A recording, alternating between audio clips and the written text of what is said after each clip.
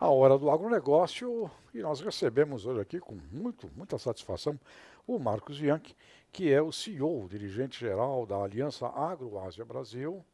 E o Marcos, antes dessa posição importantíssima que ele ocupa num conhecimento extraordinário das relações brasileiras do agro internacional, foi aluno do Pensa, um programa lá da FEA, com o professor Décio Zilberstein, mestrado aos 23 anos, doutorado, pós-doutorado, livre docência, professor, dirigente de entidades importantes como a Única, foi dirigente da BRF lá no mundo da Ásia e do Pacífico e hoje ele é o CEO desta organização que é a Aliança Agroásia Brasil, que reúne também com ele aqui a BPA, a Única e a BIEC. Marcos, seja muito bem-vindo aqui à nossa Jovem Pan, internet, TV, rádio, todo o sistema da Pan. Muito obrigado, para mim é um grande prazer estar aqui com você, Tejão, depois desses anos todos que a gente já esteve junto e eu não tive a chance de vir aqui antes, né? Nesses últimos 3 anos eu estou lá na Ásia e é um prazer estar aqui hoje para falar um pouco sobre o agronegócio internacional. Então vamos direto ao ponto. China, maior cliente brasileiro, tá certo? Tem gente que se assusta com isso. A China, não sei o que lá. Você vive lá, você está lá. Como é que é o chinês e Brasil? É uma coisa legal, uma coisa estratégica de longo prazo? Ou esse pessoal que tem receios? Como é que você vê isso? Eu acho que é um casamento natural, né, do Brasil com a Ásia como um todo, porque a Ásia, naquela região que está China, Índia, Japão, até a Indonésia, está 52% da população do mundo numa área que detém apenas 18% das terras e 23% da água. Então, é uma região com muita gente, poucos recursos naturais, e que vai se casar com o Brasil de alguma forma, né? E esse casamento hoje é muito mais forte na questão da relação com a China, porque a China tem crescido a velocidades muito rápidas e se tornou, nesses últimos 15 anos, o maior destino das nossas exportações do agro, já chegando a 30% do que a gente exporta, cerca de 30 bilhões de dólares por ano, e o resto da Ásia, sem a China, já são quase 20%. Então a Ásia hoje já é 50% do que a gente vende em agro. Então, isso é muito importante aqui para o nosso ouvinte e telespectador. Quer dizer, a China é o maior cliente, e se você tirar a China, a Ásia sem a China é o segundo maior cliente do Brasil. Exato. Nós estamos hoje num vínculo grande com o mundo asiático. Qual é a tendência dessa relação, Marcos, você que vive lá? Que expectativas, que procedimentos temos aí pela frente para ter uma relação saudável? Então, essa relação se deu muito em função das demandas deles, e particularmente da China, né? A China, por exemplo, resolveu comprar soja da gente. E a soja se revolucionou aqui dentro, né? Lá no Centro-Oeste, o Brasil se tornou um grande fornecedor da China e hoje é o principal produto, né, exportado pelo Brasil de longe. Depois vem a cadeia de carnes, vem açúcar e álcool, mas a gente ainda enfrenta restrições, por exemplo, quando se fala de vender carnes ou de vender açúcar. É muito mais fácil vender grãos. Então, uma coisa que a gente tem que fazer é organizar melhor o acesso aos mercados, para não ser só vendedor, por exemplo, de soja e milho. A gente quer vender valor adicionado. Perfeito. Quando a gente vende soja e milho, a gente está vendendo 300 a 500 dólares por tonelada. Quando a gente vende carnes, é de 2.000 a 5.000 dólares a tonelada. Então, dá para ir muito longe se a gente reorganizar essa relação, né? O que eu acho importante é o seguinte, a gente tem que estar presente na Ásia. Há 15 anos atrás, a gente se preocupava com a Europa e com os Estados Unidos. Hoje, a gente tem que olhar atentamente o que acontece na China e nos outros países. Tem uma perspectiva muito grande no sudeste da Ásia, na ASEAN, que são 10 países lá do sudeste da Ásia, e mais à frente tem uma perspectiva importantíssima na Índia, que é o grande comprador lá na frente. Então, é a China hoje, a ASEAN entrando cada vez mais forte, que é essa região lá do sudeste da Ásia, e futuramente a Índia. Qual é a imagem brasileira nesses destinos, né? Ásia, Índia, como o Brasil é visto? Olha, eu acho que a gente não tem imagem consolidada, né? Ao contrário da Europa, onde a gente às vezes enfrenta uma imagem negativa, principalmente em relação a questões ligadas ao meio ambiente e hoje cada vez mais também a questão como a gente faz agricultura com alta tecnologia, que há críticas a isso. Nos Estados Unidos se vê o Brasil como um grande concorrente, né? Porque a gente é hoje o maior concorrente dos Estados Unidos no mundo. eles são o segundo maior exportador, nós somos o quarto, e a China está ali no meio já também, como exportador. É importante, hein? A China importante. está lá, é o terceiro maior exportador, por aí. É, o terceiro maior com foco em frutas e legumes frescos e congelados. Quer dizer, eles realmente investiram em valor adicionado, porque é onde eles absorvem aquela mão de obra imensa que tem na área rural, né? Eles optaram por proteger alguns setores, investir em outros e abrir alguns, como o caso da soja, né? Então, eles realmente cresceram muito na exportação também, e não só na questão das importações, né? Agora, sem dúvida alguma que a gente aí tem que melhorar a nossa imagem, mas lá na Ásia a gente tem que construir a imagem, que não existe. Ou seja, é um não imagem. A gente está presente em diversas cadeias produtivas, porque a gente vende commodities, mas as pessoas não sabem muito sobre o Brasil. Não associam. E o que é muito curioso é que a gente acha que tem que ser a imagem da sustentabilidade. Mas na Ásia, a grande preocupação deles é com qualidade e sanidade dos alimentos, porque eles estão vindo de um modelo agrícola de pequena produção, que tem muita gente lá no campo e muito desorganizado. Então, eles querem organizar as cadeias produtivas, que é algo que no Brasil a gente faz já há bastante tempo. Então, uma coisa importantíssima seria a gente investir nessa questão da integração global das cadeias de valor do agronegócio, a partir da relação América do Sul-Ásia, porque é aí que está o grande casamento e aí que vai acontecer. Você chama, então, o Mercosul junto. Eu acho que o Mercosul tem que estar junto também, porque eles são fortes como a gente em algumas cadeias. Eu acho que o ideal seria que esse casamento se desse entre o Mercosul e os países principais hoje dinâmicos da Ásia. Agora, não é fácil, porque nós não temos investido em blocos comerciais, certo? Quem tem feito blocos comerciais são os países da área lá do Pacífico. Chile, Peru, Colômbia, México, Estados Unidos, a gente ficou à parte desse processo. Sim.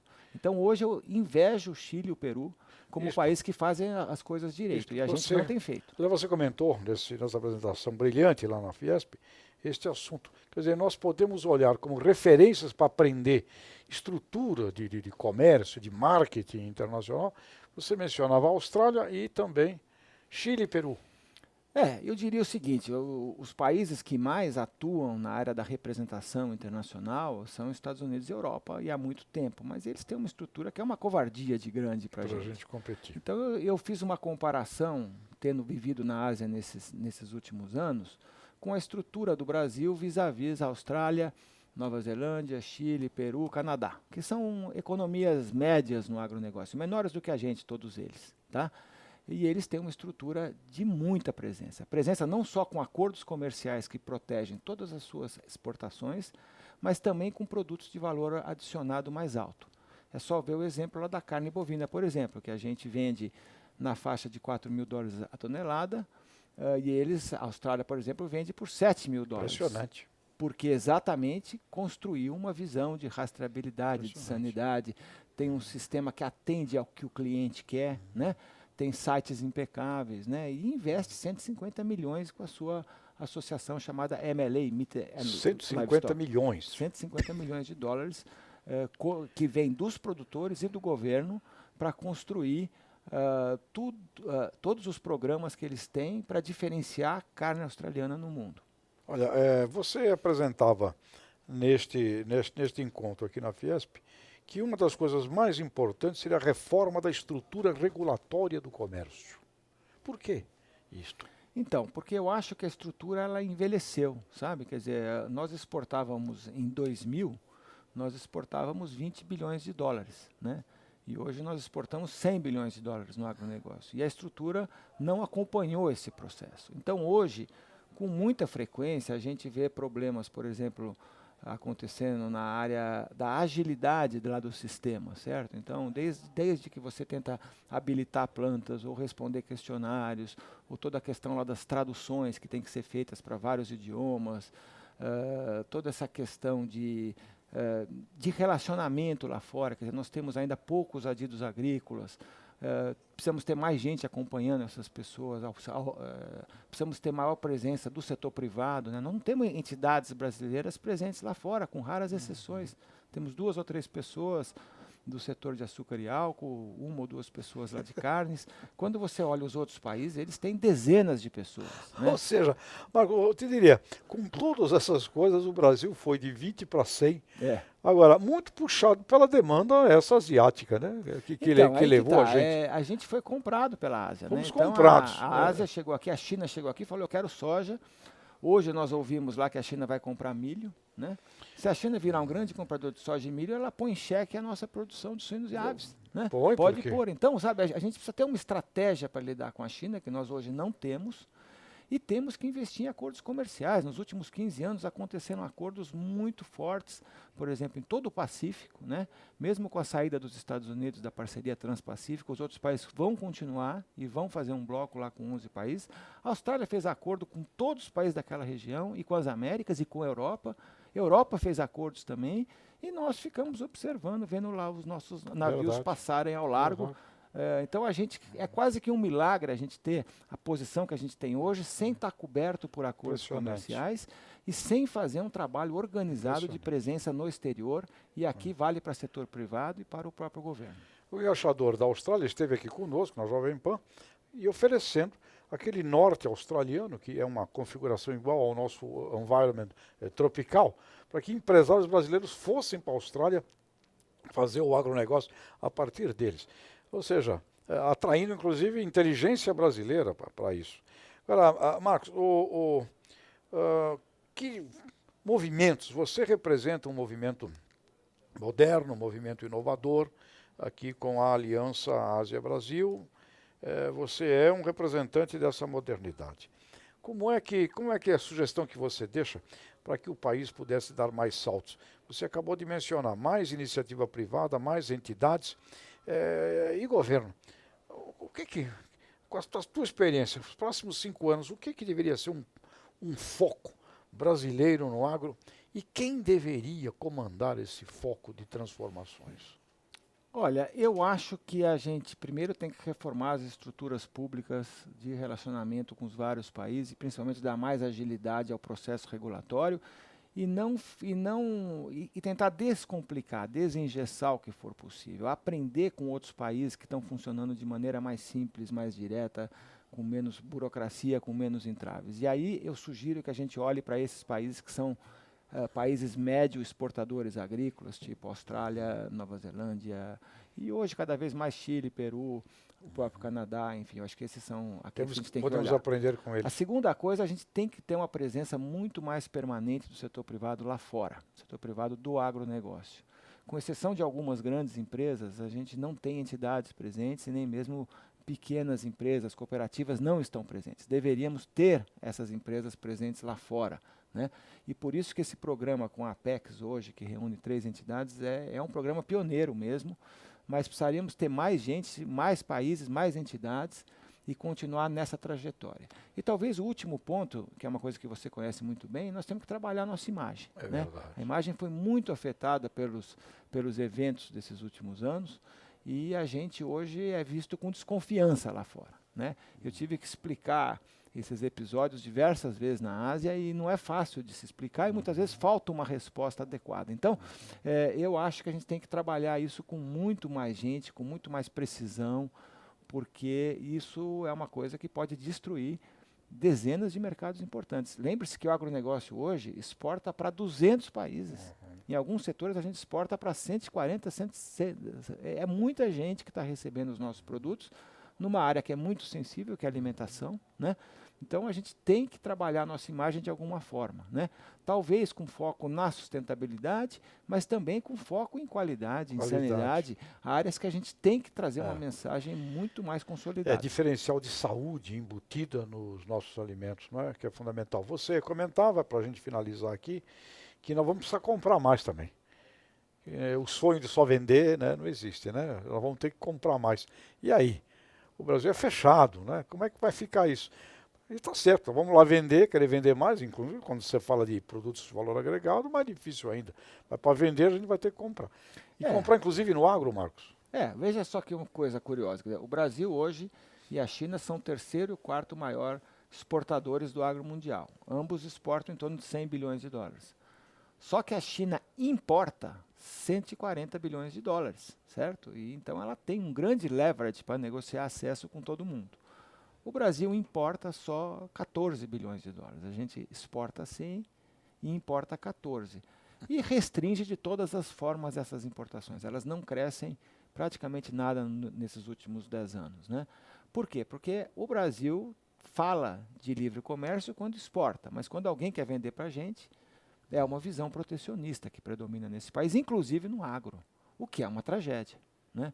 Então eu entendo que o agronegócio tem que ser coerente naquilo que ele coloca. E nós temos que fazer esse leverage. Vai ser bom para a gente importar mais para poder exportar mais, né?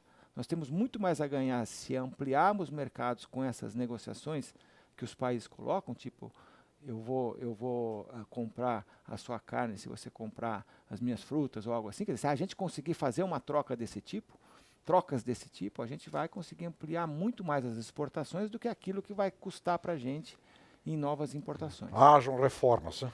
Pois é, mas é uma mentalidade Hajam autárquica, reformas, né? Eu vamos acho ter que fazer. A gente tem que sair dessa mentalidade Temos que sair. e temos que nos entregar para a globalização, porque no agronegócio a globalização é extremamente positiva para o Brasil. É o país que mais tem condição de expandir produção com qualidade, com sanidade, com a sustentabilidade.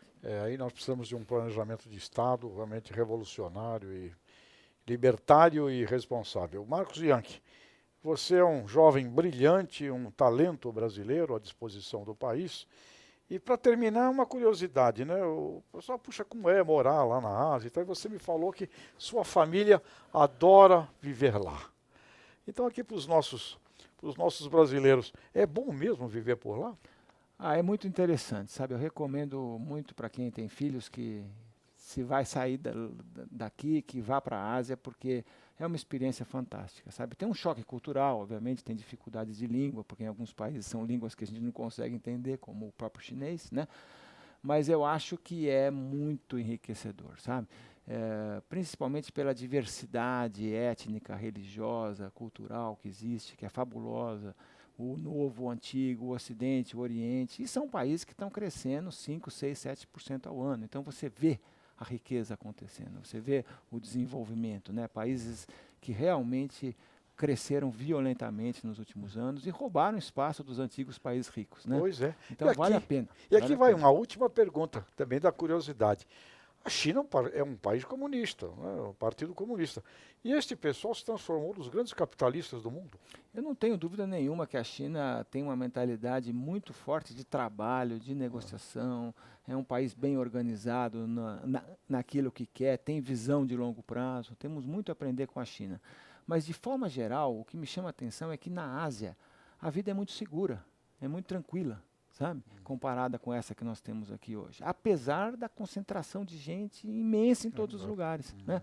Eles conseguiram aprender muita coisa nos últimos anos na área de direitos de propriedade, na área de por exemplo, capitalismo eficiente, na área de saúde, educação. Eles investem pesadamente em educação. Em vários países a escola pública é melhor do que a escola privada, né? É o caso lá de Singapura, é o caso lá da Coreia, do próprio Japão. Eu acho que a gente tem muito a aprender com eles. Eu recomendo fortemente que as pessoas pensem seriamente em viver na Ásia. Se quiserem sair daqui e ir para outro lugar, a Ásia é uma grande oportunidade. Ou ir lá e voltar, como você provavelmente, né, o fará também. Marcos Bianchi, parabéns pelo seu trabalho.